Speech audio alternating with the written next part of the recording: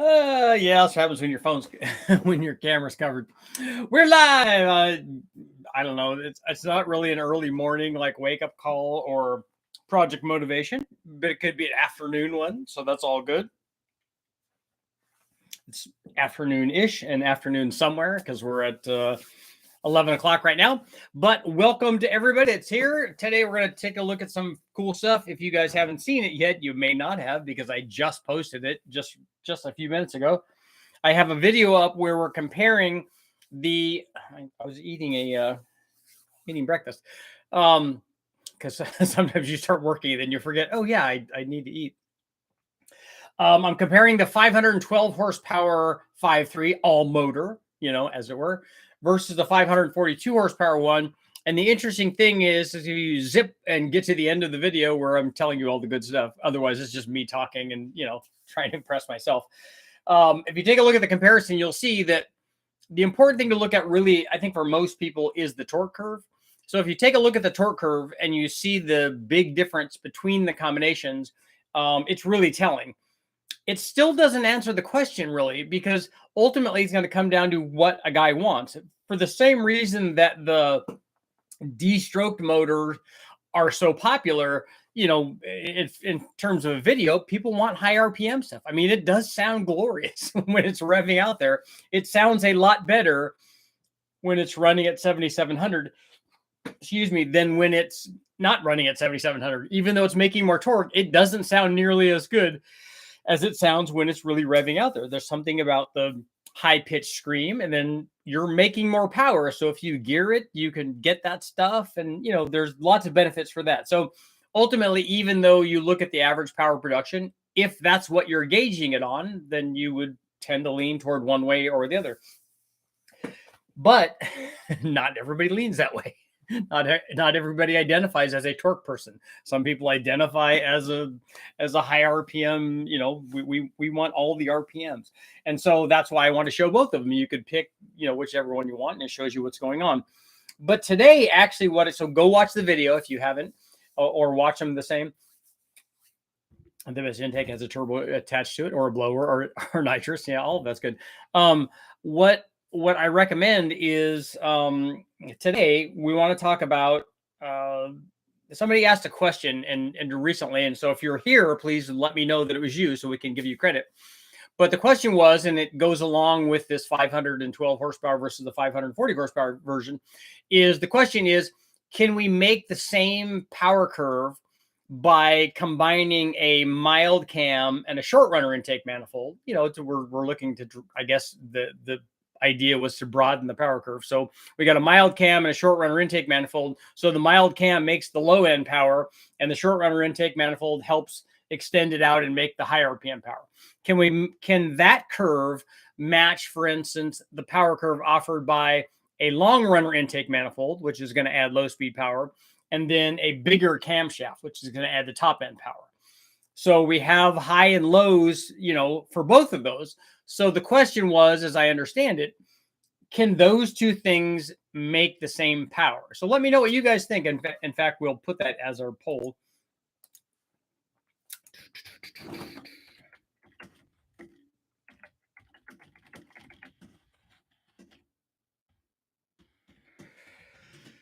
Can you make the same power curve with a mild cam and short runner intake as a mild cam and long runner? Oh.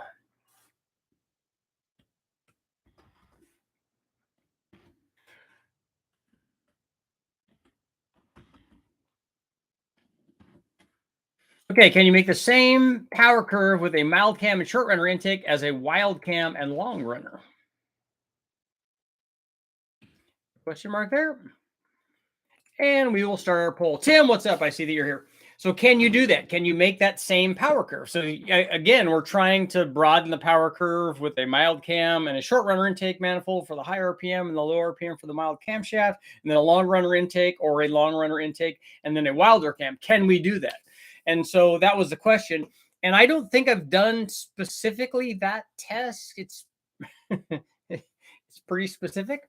But I can tell you from all of the testing that I've done, where I've run lots of different intake manifolds with a particular camshaft, where I've run lots of different camshafts with a particular intake manifold, I kind of have that data. And here are my thoughts on this. I don't think you can do that. And I also think you can do that. And I'll explain what I mean. If we take a look at your typical LS application, so we have a long runner intake manifold like a stock truck intake manifold, Trailblazer SS, or a fast. So we've got the long runner intake manifold. And then we add a good sized camshaft in it, let's say a 231 cam, some sort of cam that's getting near the limit of what we can put on there. So it's a high RPM cam, essentially. And then we run that combination. And then we take a combination where we put a mild camshaft in it, a Truck Norris or Chupacabra or a small truck cam, but put a short runner intake manifold on, like a Sniper or a high ram. It depends on which one you're thinking about. But let's say we put that on there. Will those two things make the same kind of power curve? And the answer is no, they won't. And I'll tell you why.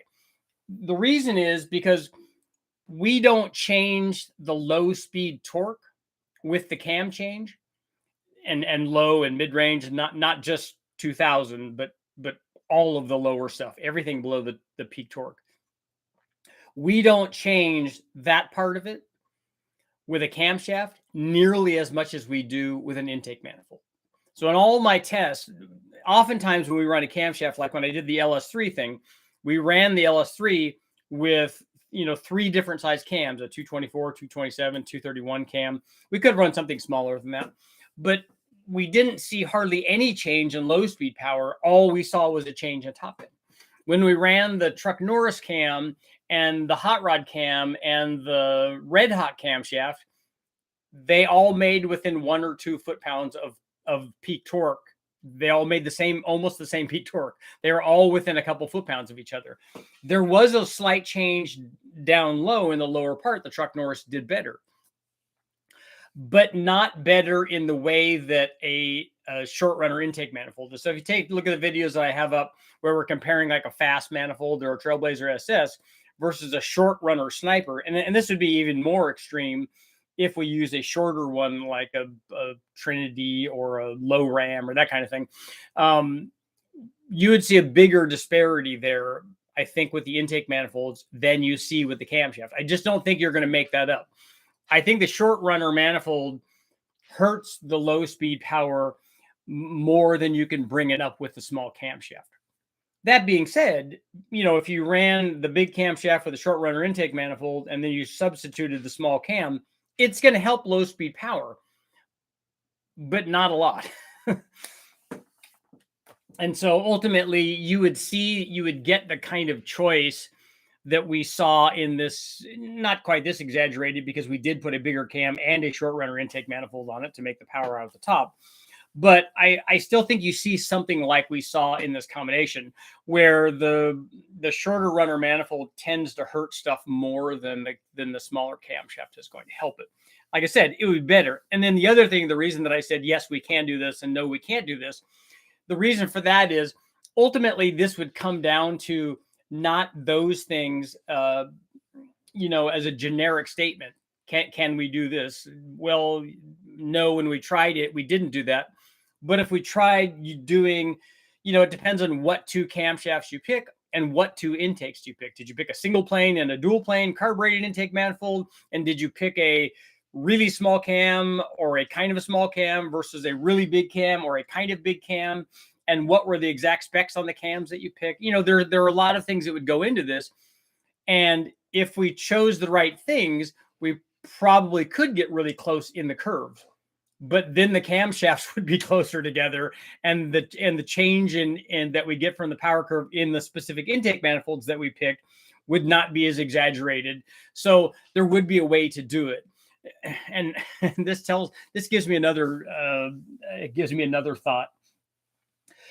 People tend to want extremes. They want, we get this all the time with the people that are saying, oh, you need to tighten up the LSA. That cures all. It doesn't cure everything. You need to have a tighter AR because that cures boost response. You need to have smaller tubing. It always does this. And here's the thing is it's not a universal deal. Somebody made a comment today on a video that I did a while ago on on the 360 Dodge, and they were saying, well, somebody else got different results. These are about carb spacers, and they said, well, somebody else, I think Eric, got different results on his carb spacer. So what information do I use? I'm like, well, you use both of the informations. More information is better. And in the case of carb spacers, what people want is a 4-hole always does this. Well, a 4-hole doesn't always do that. There are lots of different kinds of 4-hole spacers and lots of different sizes. And whatever intake you put them on and whatever camshaft you team them with and cylinder head, it could do different things. So universally, a 4-hole spacer doesn't always do the same thing. Universally, an open spacer doesn't do all the same. What happens when you have a tapered combo? What happens when it's 2 inches or an inch or a half inch? That there isn't a universal thing. People want that. They want it cut and dry and black and white, and it's not always like that. For the and the same reason that when people are looking at these combinations that we did in this video that I just posted, everybody's not going to pick the same thing. There's not a universal. There will be people in the comments telling you that, oh, universally, this is the best because I have chosen it. Therefore, it must be the best. But if you get 2 different guys saying it, and more than 2, more than likely, if you get 2 different guys saying as an absolute, the one that I picked, even though these 2 are different, the one that I picked is right, is absolutely right, and you should only pick this one. Okay, but you guys pick different ones. So that's the thing. It's purely subjective, and the one that likes high RPM stuff, I'm totally behind. I can understand why you want to hear the shriek of that motor running at high RPM. Just listen to some motors that run really high RPM. They sound amazing. I can also understand why a guy wants the extra 40 or 50 or 60 foot-pounds of torque. Makes total sense, but for different reasons. And which one of those is more right? And that's the thing that we often get into. And that's why I have an endless amount of things that I can talk about, and we can go over all this and figure out, hey, what's the real question? What's the real answer? So speaking of questions and answers, I'm going to scroll back and see how we're doing. First of all, our poll, 69% no, 31% saying yes, okay, that you can make the same power. So that's good. Let's see. Car Peeps. Oh, Burnsy's in the house. The best intake as a turbocharger. Yep. In my experience, you just end up with more of a mismatch combination. Oh, in the 2 combinations that we're talking about. I think that test will prove why manufacturers make variable length runners. Variable length runners are really cool, and I have something that I'm going to do along those lines. Have you ran many TIC performance cams? No, I'm thinking 1 or 2 maybe.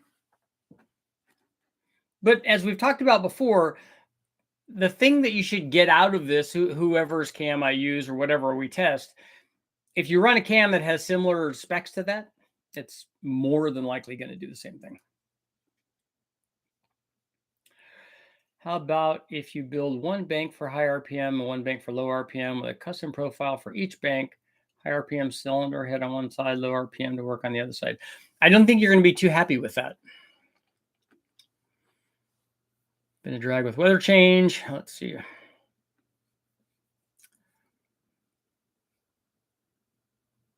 Maybe not the same curve, but similar peak numbers. Yeah, we talked about that a little bit, but I honestly doubt that that's even going to be the case. But, like I said, yes, we can. And no, we can't.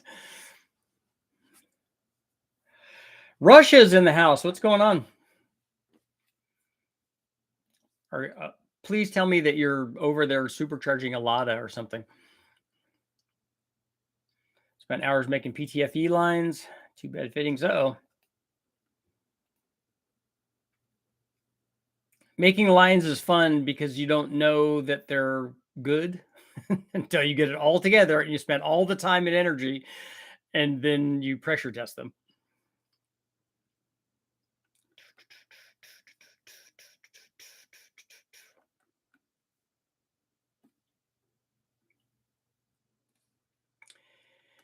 Need a couple of fuel lines in the Nova. Is this a good cam for a Pro Charger? I won't even look at it, and I'll say yes. 221, 240. That's a that's the Red Hot cam.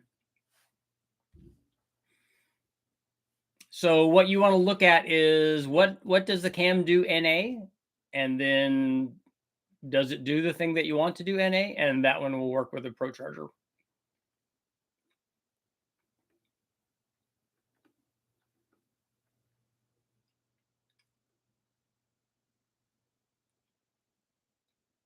I'm running 10s, more fuel than I can use. Well, I did get the 5 gallons of nitro. Are you gonna, Burns, are you gonna run nitromethane in that? Is the fast intake the same as the MSD in performance and torque and horsepower? No, it's not. It's actually different on the LS. If you take a look at the video that I did testing all of the intake manifolds, and I didn't overlay those two in that video, but I have before.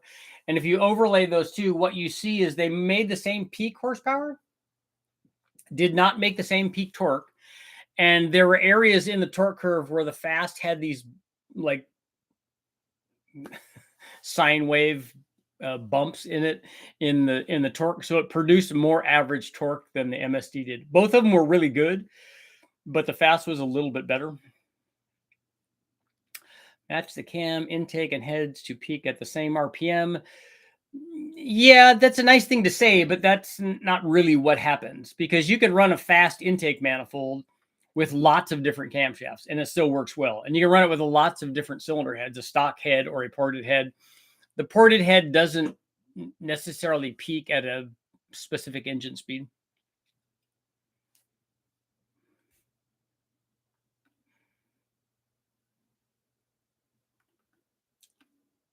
Sean, oh, you deleted the question because it already got answered.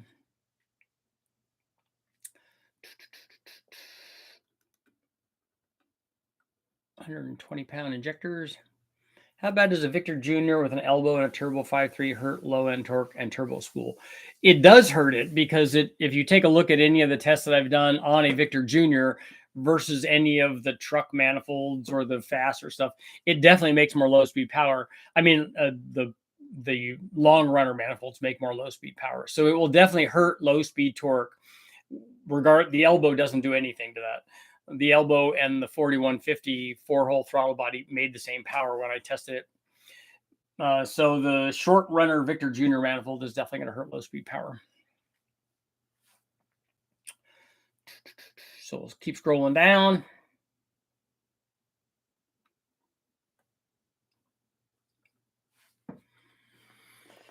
Let's see. Dual bank. What do you think about flat crank engines? I've owned one and it sounded really good. And the Ford tried one and did it for what, a year or two in that GT350. And then Chevy's doing it in their new one. I think that they sound really good, but other than that, I don't know why people would do it.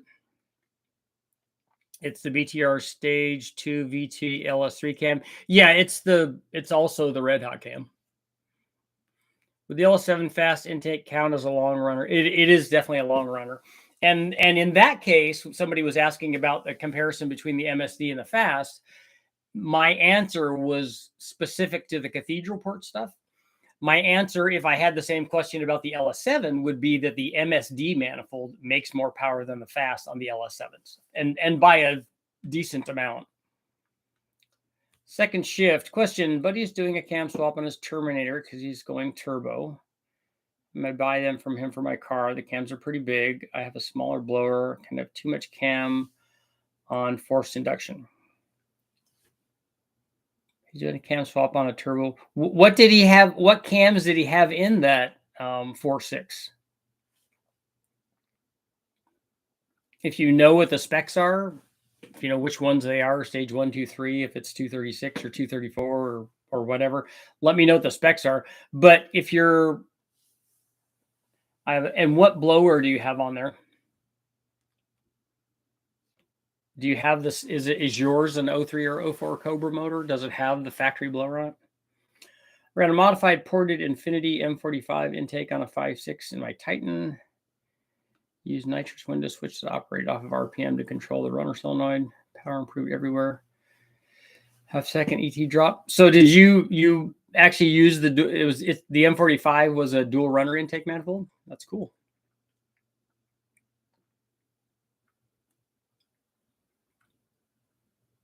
Give the nitro a test run on the hub dyno and run and see if I have any left.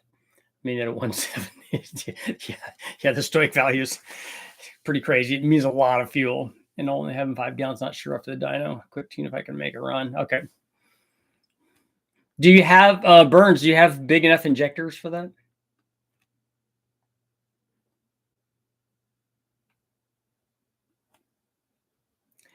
Like the concept of variable runners actuated by vacuum, high vacuum extended all the way at full throttle, all the way collapsed, short. But how do you implement that into a manifold? Actually, that's not the way that you would want to do it. You don't want it to be full throttle, part throttle thing. You actually want the runners to be RPM activated, whether it's full throttle or part throttle.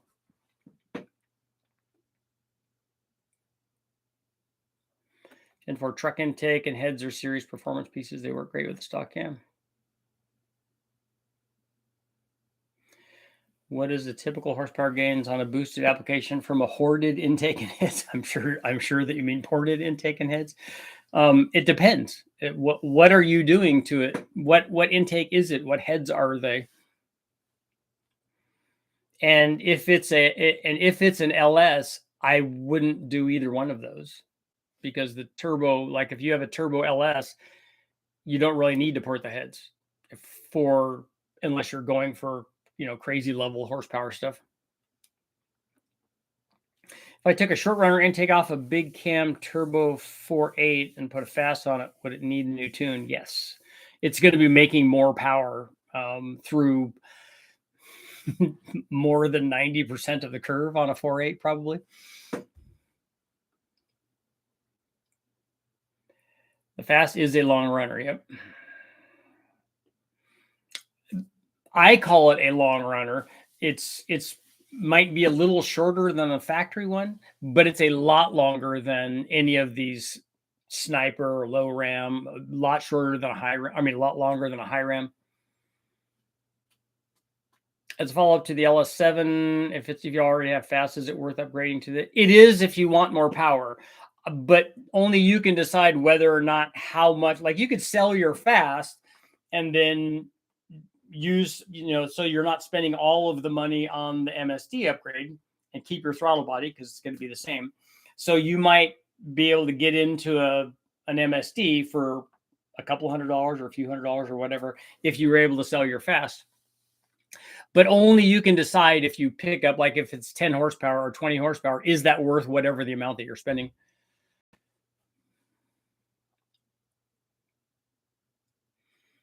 Would you use to maximize area under the curve on a mild big block street combination? Well, I don't know what your combination is right now.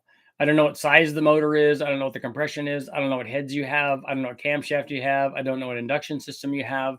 I would need to know that to know where we go from there.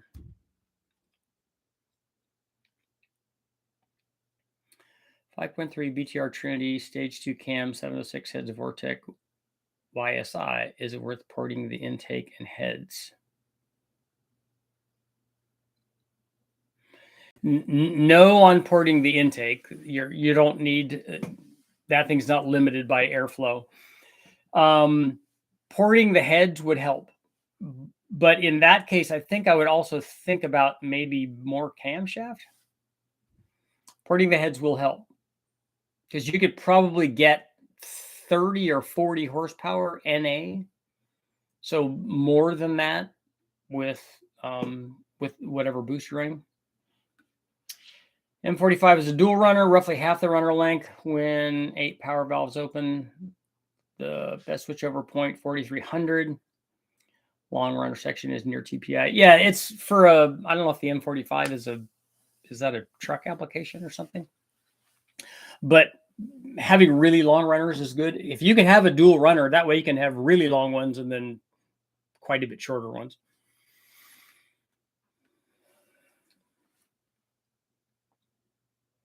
Dual injector primaries are 1200. Oh, and 2000. Okay, yeah, you're good.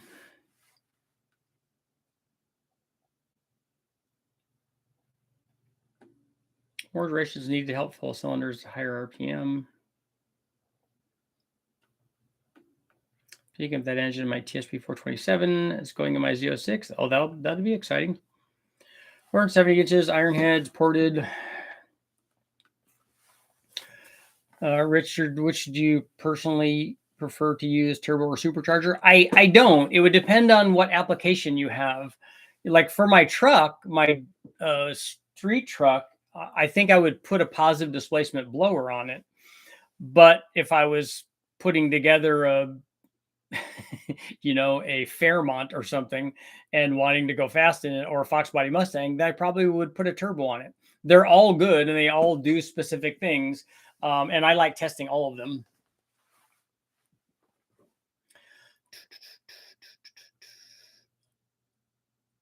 I don't know what your stage 2 is on let's see. I know what your stage 2 is. I think you should look at the hot rod cam or the red hot cam. Because the other thing that helps you have an intake manifold that wants to run lots of RPM. Personally, the 5.3, I don't think I would have picked that. I think I would have picked a fast and run it at 7,000, and then you would have had a lot more average power production. Because if you look at the curves on those two 5.3s, you'll see what I'm talking about. But again, if you're running lots of RPM with a centrifugal blower, the more you go up in engine speed, the more blower speed you have, and the more airflow and the more power. Cams are 240, 244. Second shift. I have to go back and see what you were talking about. Cams are pretty big. Oh, okay. 240 is pretty good size for that 4.6.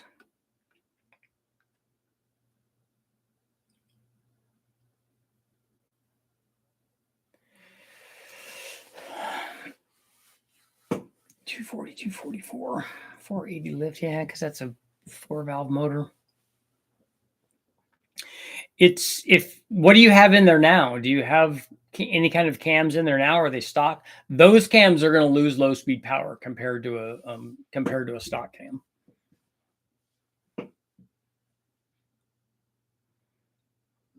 Danny, I don't know what you're talking about. Are you running 85? Is this thing intercooled? Is it a blow through? Is it pump gas? Is it running a sheet metal intake that has 3-inch runners? Can you get low and mid-range back by running a tighter LSA or advancing the intake center line? Well, forget about the intake manifold because that's irrelevant. I don't know what cam you have now, Don, but generally speaking, a tighter LSA can help low speed power, but it doesn't always.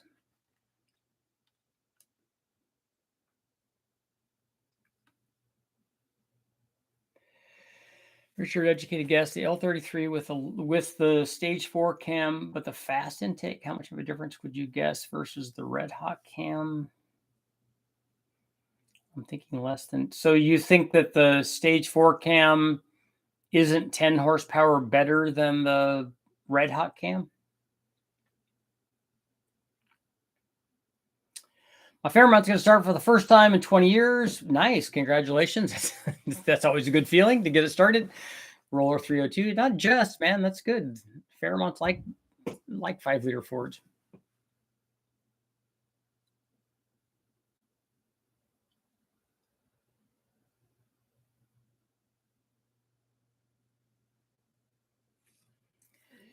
I know in compression, 351, 200cc heads, 274 on 91. How much crank horsepower will it make? I don't know what heads those are. Is it a aftermarket head? Is it an aluminum head? What is it? And then what intake manifold do you have? Richard, will there be a review on flat crank engines on the channel, how they respond to boost? The crank, whether it's a flat plane crank or not, is going to be irrelevant to how it responds to boost. That's not going to change anything. how they respond to boost, every engine responds the same. Every engine likes boost. So whatever the NA power curve is of whatever flat plane crank you're thinking about, engine you're thinking about, you add boost to that, it just multiplies whatever is there. Can rust inside of a cheap header get inside the engine? Usually the exhaust flows the other way, so that's less of a problem.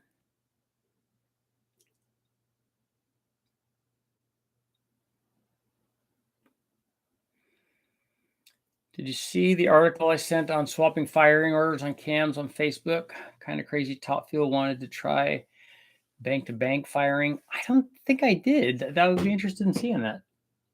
We've done firing order swaps, cams, and didn't see when you only change the firing order, we didn't see power. But we're not running motors that are at the limit of various things like a fuel motor is. RHS cast heads on the 351 Windsor 200 Performer 351 manifold with a 4-inch spacer. On your 351 Windsor Performer 351 manifold, is it a 4-barrel dual plane intake manifold, or is it the EFI manifold? And you're saying 4-inch spacer, like 4 inches is really big. Where is the spacer, or is it a carb spacer? Just let me know.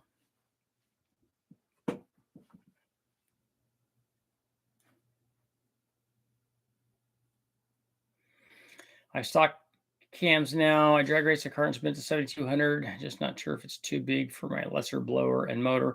Well, second shift, having more camshaft is a good idea, because what will happen is it will make more power NA, the boost will come down, and it will make more power once it's boosted. The problem you're going to see is you're going to trade power. So I don't know how the launch is going to be and the low speed power. Like if you trade power all the way up to 5,000 RPM, which is a possibility, then it's not a good trade-off. Even if you make a bunch more power past that, even if you make it from 5,000 to 7,000, you still have to worry about at least the launch and the first gear run up.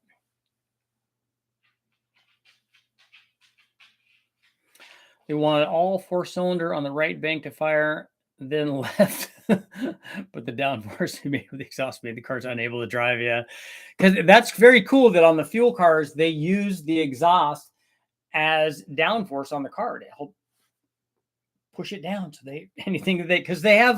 they're essentially traction limited. So anything that you could do to get more traction, they can make the power. Performer 351 dual plane, but you have a 4-inch carb spacer. I don't even know that I've ever seen a 4-inch carb spacer, and how are you fitting it under the hood?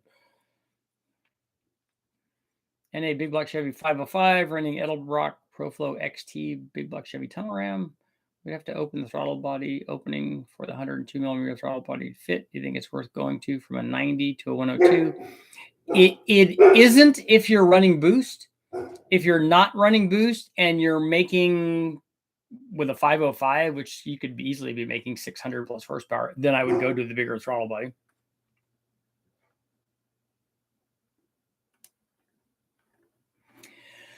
What's our poll doing? 78% saying no.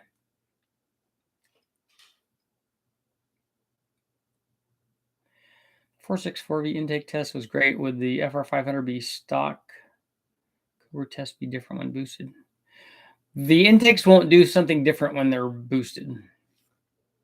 Boost is just going to multiply what's there.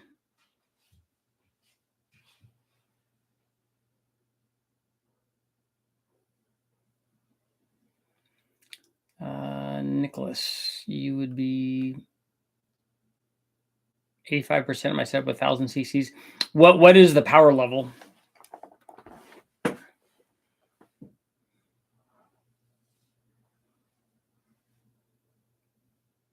Why are there so few off-the-shelf cams that have high lift? For what application are you talking about? Seem to taper off. 540 lift with 1.5. So is it a small block Chevy you're talking about? An FR500 versus a Cobra.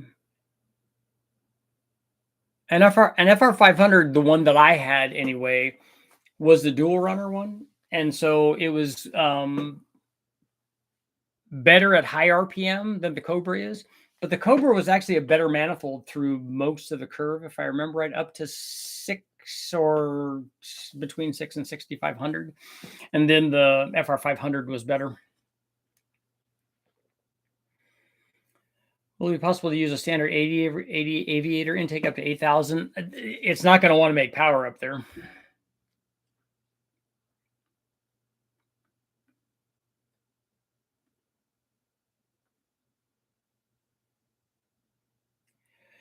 .800 wheel horsepower on E85. Yeah, 1,000 cc's should be able to do 1,000 horsepower on E85. 1,000 flywheel horsepower. So 800 wheel horsepower, I think, is certainly possible.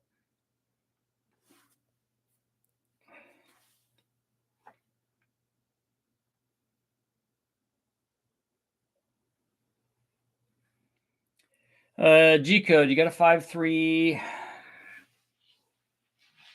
What do you know what power you're making now? If you take a look at the combination that we put together with the, I don't think it was a Fortec though. I think it was a Paxton. I mean a Pro Charger, but it made 1,000 with what was that? Was it a D1SC or an F1A? I can't remember which blower it was, but a V7 is definitely 1,000 horsepower blower. You should be able to do that. I don't know what RPM you're running. You could run more engine speed. And do you want more torque in the RPM that you are running? You could think about a different manifold, or you could port the heads.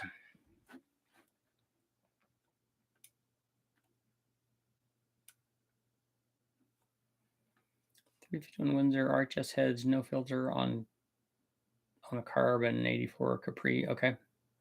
So I don't know how well those heads flow, but with that camshaft on a 351 with those heads and a dual plane intake manifold, I'm thinking that that's low 400s at the flywheel. Interesting result on today's 5.3 video. So you watched it? B&R. Any ideas where you can buy a new old stock Gen 2 Coyote long block? Does anybody know for Tim where he can get a Coyote? Did that website show in the chat? I don't see any websites in the chat.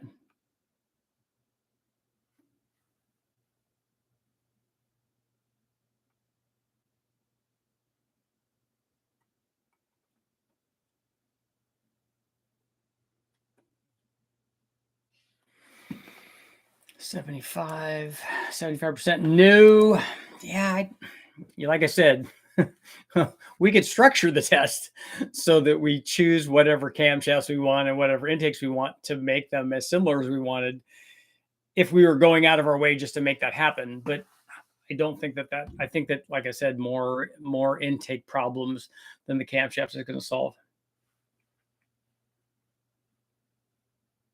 Unrealistic to do a budget 8,000 RPM 5.3 LS build. You can make a junkyard motor rev to 8,000. Getting it to make power up there, and with ported 243 heads, Mike, you definitely could do that. I mean, that you could get them to make power up there. You can put enough camshaft in it, as we've seen with a stock bottom end. You can put enough camshaft in it with a short runner intake manifold and ported heads. It will make power at 8,000. It might make peak power at 77 or 7,800, like we're doing with this one, but you could rev it to 8,000 and it will make power. I just don't know how long it's going to last doing that.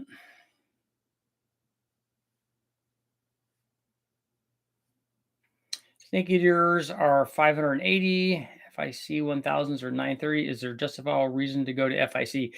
Does anybody have any experience with both of those injectors? I've only run Snake Eaters. I have some 1500s and they work well. And when I checked them, I have access to an ASNU injector flow machine, so I was able to test them at West Tech before we ran them, and they were good. They weren't perfect, but they were good enough for me to run.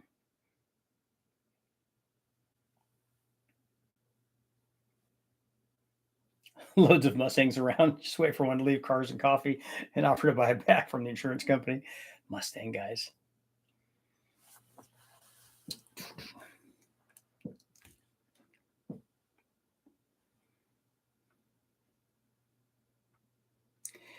You're 700 right now. You want to be around 1,000. Is that at the tire G code? Will boost pressure overcome a 460 CFM throttle flow? Buying $1,000 intake, we stuck with a single 460 throttle body. Engine choking past 4,200. Boost doesn't drop off, and 11.2 pounds air fuel. Yeah, I don't think you can. It's really easy. Overly built. It's real easy for you to figure that out. Just put your boost reading before the throttle body, and then put your boost reading after the throttle body, and just see if there's a big difference. If you're like, oh yeah, look, it's 22 pounds in front of the throttle body, and so 18 after the throttle body, you're like, oh yeah, that's a big restriction. Probably you're not going to see much of one. The engine choking past 4,200, something else is going on. I would suspect if the boost is staying constant and the air fill staying constant, is your timing dropping off? Are you getting into some sort of ignition problem?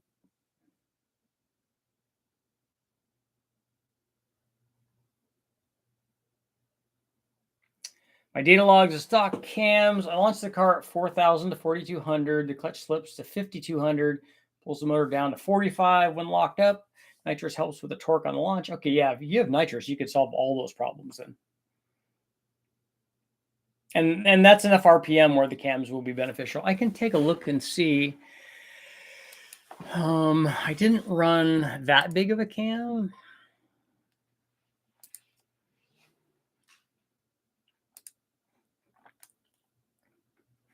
Dyno results, modular Ford, dyno.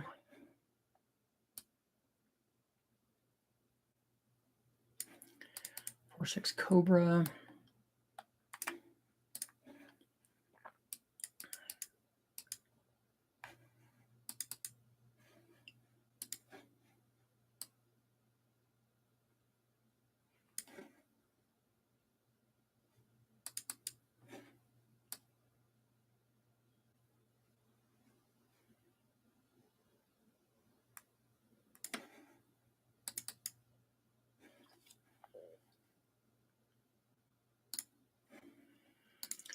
So like 425.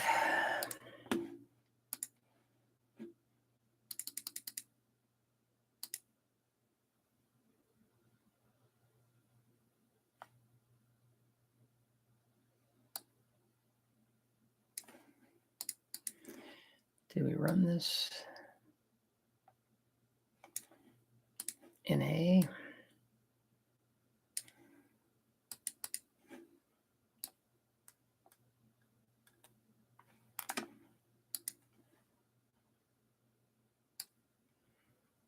I know that we did. I think that this thing lost power to about 4,000 RPM.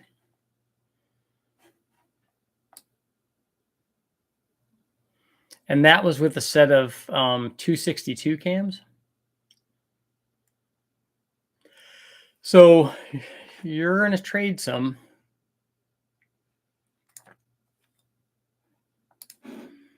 But I think on your drag race application, because you're launching so high, I don't think it's going to be a problem.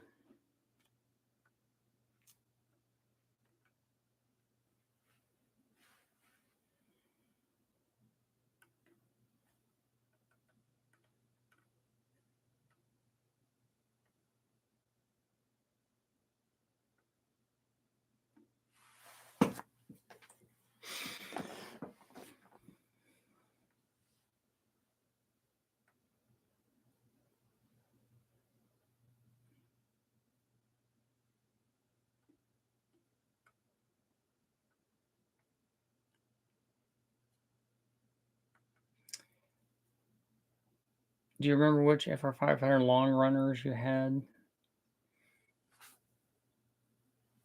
I didn't know that there were two different kinds. I thought that there were two distinct intake manifolds, two different distinct FR500 intake manifolds, but the one that I had was the magnesium one, with a removable lid and a removable bottom, and then it had throttle blades inside of it.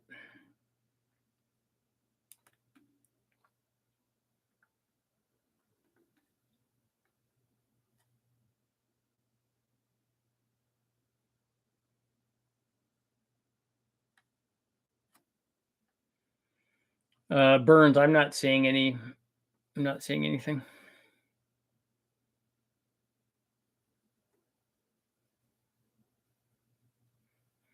Richard sent the firing order cam swap from Engine Labs. Okay.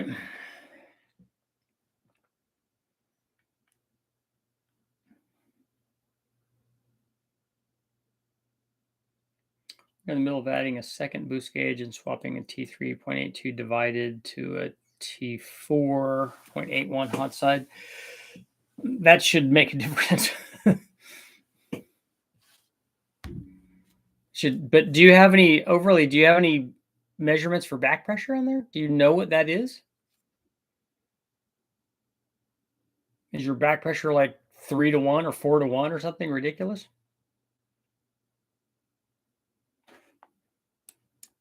So now we can go to live chat. It's live. It's 78% saying no, you cannot do that. Anyone else saving up for a possible Black Friday sale on turbos or tools? I have a Craftsman. I think it's a like an impact gun or drill or something, cordless one that they sent me. I should do a giveaway with it. That would be good.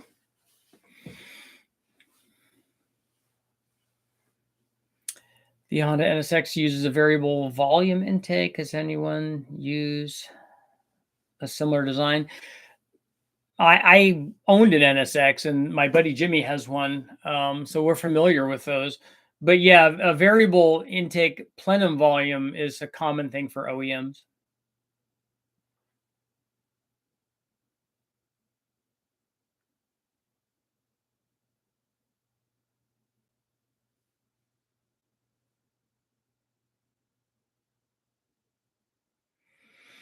So what do you, let me know what you guys think. I'm looking at different cars to get to test the AMR on, and I'm looking at a couple of Metros. There's always one thing that stopped, like a salvage title or something that's stopping it. Ideally, I want something that has AC, because if it's a car that I'm going to be driving down to West Tech and stuff, as a little commuter car while I'm doing all this testing, I want to have AC. I mean, we're coming into winter; it's going to be less problematic then, but AC would be nice. And the Metros, especially the manuals, AC, I think was a dealer installation. On the automatics tended to get lots of AC, but I think the manuals didn't. I'm looking at Metros, but the other one I'm looking at, and you guys let me know, I've never owned one, but I found a Chevy Aveo, and it's in my price range. It's in the wheelhouse. And everything works on it, and it's running. It's a manual trans, which I want. It's got AC, and it looks like it's in decent shape and stuff. So it looks like it'd be a good driver, but I don't know anything about the motors. A Ford Festiva would be awesome. Those would be good. Anything that's right in that range, but I'm not finding a lot of stuff. At least I'm almost all the ones I'm finding. It's all like, well, it ran, but now it's got a blown head gasket or something like that. I'm like, look, I don't want a project car. I'd rather spend a little bit more and get something that's running and working. A Ranger, I think a 2.3 Ranger is going to be a higher power level than I want.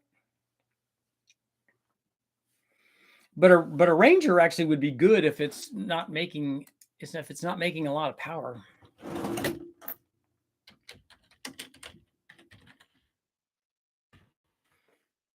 What year Ford Rangers should I look at? I think Ford Rangers are like pricey now, aren't they?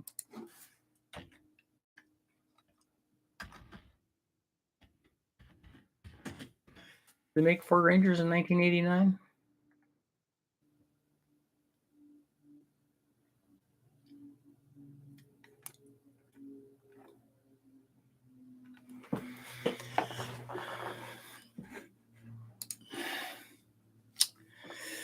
Volkswagen Raptor Golf. Yeah, I need something that's running.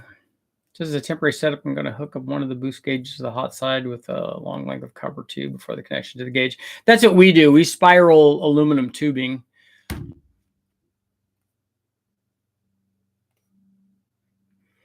No, I don't, Mike. I want a 2 point. If I got a 2.3, I would want one that's making less than 100 horsepower. If that's what they made, 100, 101. Okay, in the 80s. All right.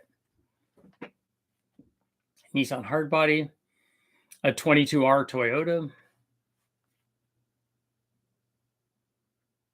Reach out to Cletus. I think he has a dozen Rangers. That would be cool. That'd be cool for a trip out to see them and pick up a Ranger and drive it.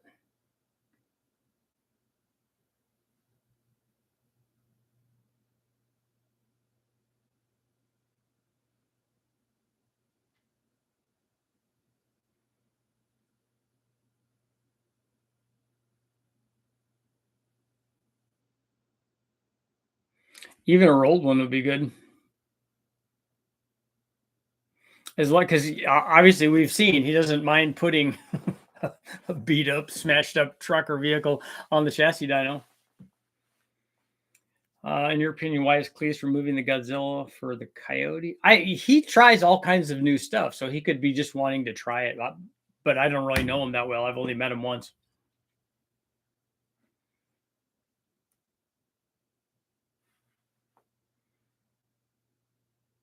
So I don't have any insight into that. 77%. We're going to go ahead and end our poll. End our poll there. I just want something that I can get and put the blower on, and obviously have it work would be cool. The thing I'm worried about is putting the blower on and increasing the power by 30% or 40% or whatever that we do, and then having a clutch slip. Anything that say Geo should have less than 100 horsepower.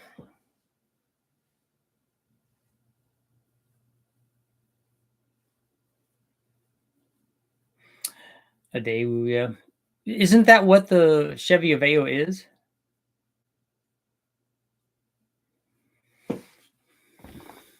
Daewoo. Good spelling. I drove an 89 Ranger, 410 gears. Nissan Sentra. Yeah, a Yaris would do it too.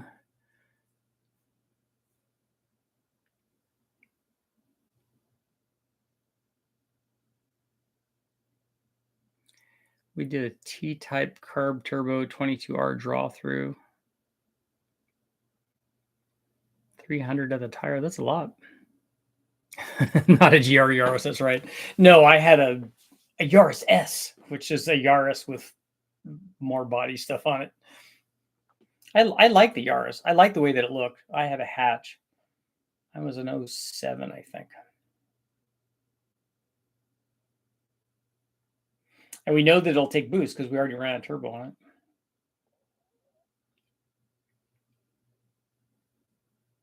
Smart Roadster. Toyota Echo. Yep.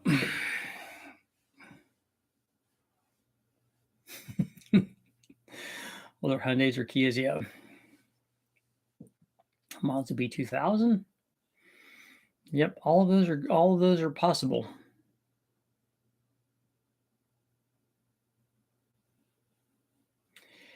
How do you tell when it's time to upgrade the header size? What size header do you have? First gen Prius. What is the Civic VX would have been a really good one for it. I wonder if Chad will let me borrow that.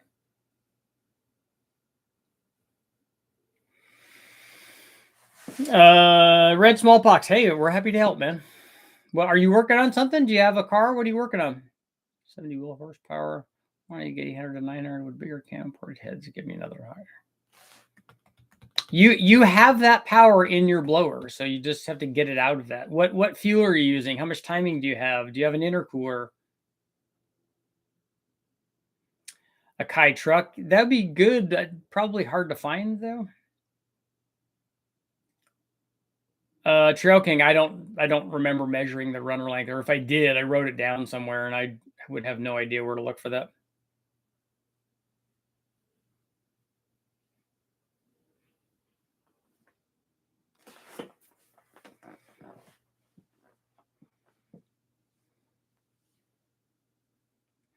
There have been loads of Kai trucks and vans on Cars and Bids lately. I'm not familiar with Cars and Bids. I haven't been going there. Can those be driven on the road? Like on the freeway?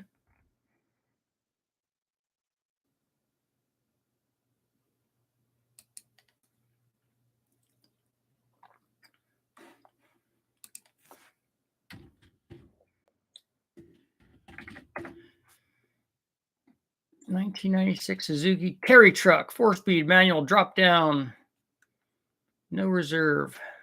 Oh yeah, there are Kais, huh?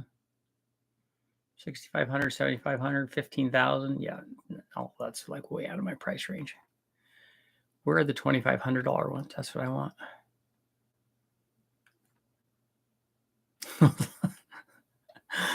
A Honda ACTY fire truck. I do want that really badly.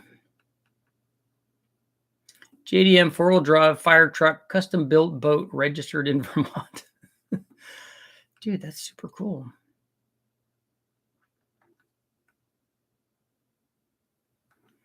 But how fast will those things go? I'm thinking they're not going to be very fast. I don't think they go fast enough for the freeway. I don't think they could do more than 60, 65. See, that wouldn't be a good vehicle to drive down to West Tech.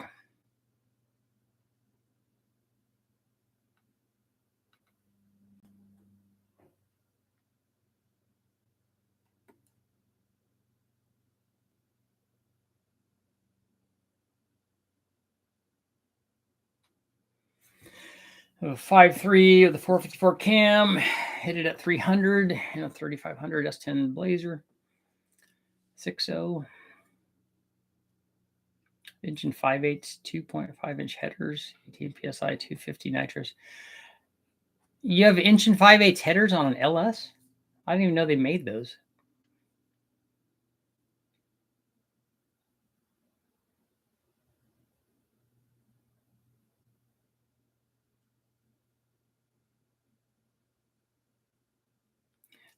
A 6.0 in the 8th.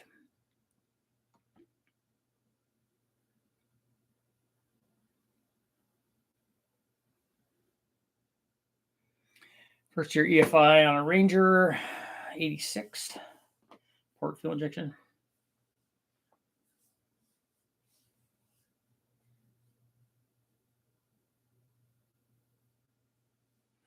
What kind of fuel are you running, Code? What is it? E85? Is it pump gas?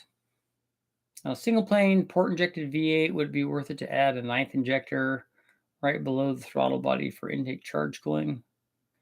Don't think I've ever seen that done. Well, putting a 4-hole throttle body on that does the same thing. It just doesn't have the port injection also to even things out. But you could also do that with a water meth injection even before the throttle body. Oh, second shift rate, not an LS, yeah. I don't know why was I thinking. Oh, engine 5. Okay, engine 5.8's on the Coyote or on the Terminator thing, right? That makes more sense. Yeah, we made a lot of power with those headers on a modular Ford.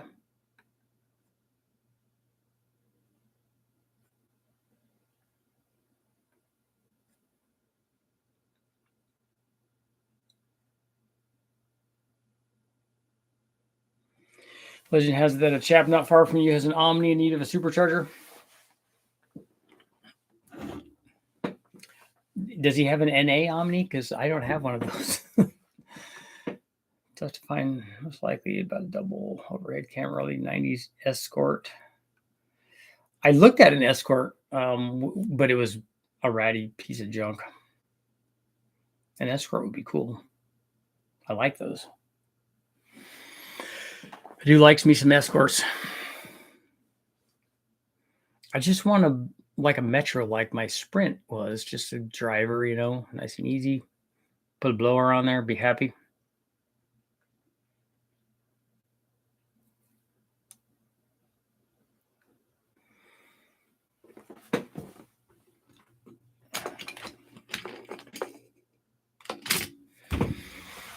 All we want to do is add boost. All we want to do is boost. One more minute. Then I got work to do. I got stuff. It's noon. The doggies need to be fed.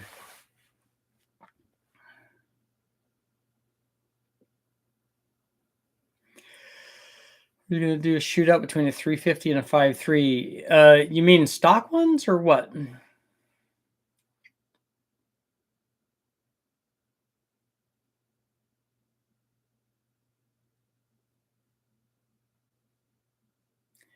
Four-cylinder Cavalier Grand Am. Yeah, those were definitely underpowered. Weren't the four cylinders Iron Dukes in those? Iron Duke would be nice. I even looked at Fieros with Iron Dukes. I found a lot of V6 automatics, but not what I would want. Junkyard Rex, a junkyard shootout. That's what I'm asking. A junkyard shootout between what? Two stock ones? A 5.3 and 350 is not going to be. Is going to be 100 horsepower in. The 5.3 is going to make 100 more than a 350 does. An L31 might be within 50 horsepower of a 5.3.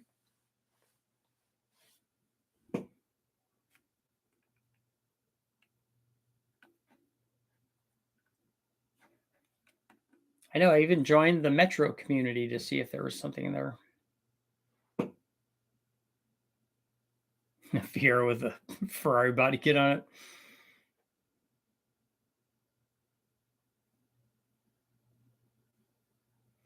Junkyard, bring it to life.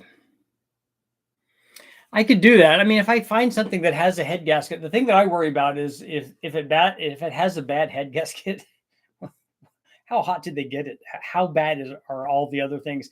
If it's just putting a head gasket on, that's like really easy. I could do that in a few hours.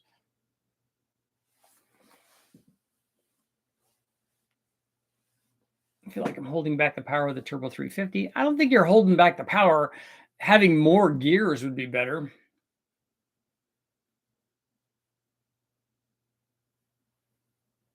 A Mitsubishi Pajero Mini? An SVT Contour already makes way too much power. Ford Rangers handle good at speed. Do they?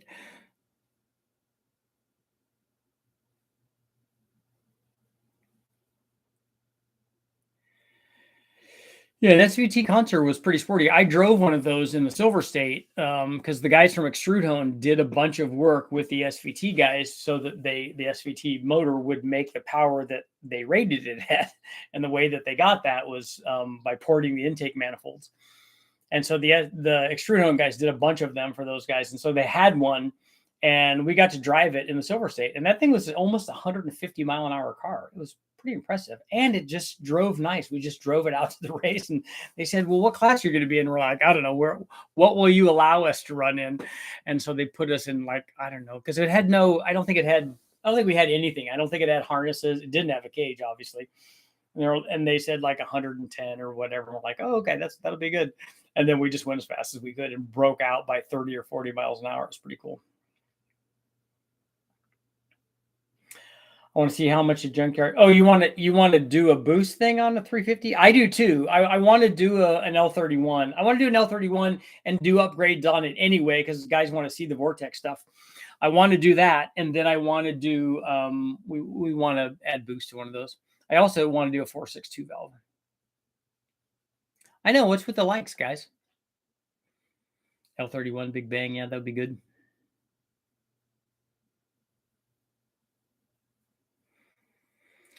But a 4.62 valve, I think, would be bigger than that. I think more people would want that. And on that note, it is time to go. Thank you guys all for spending the day, but I'll be back tonight, and then I'll be working on another video in the meantime. So if you haven't seen it, go check out the video on the 542 horse versus the 512 horse. Tell me which one you guys would pick. Have a good day, guys.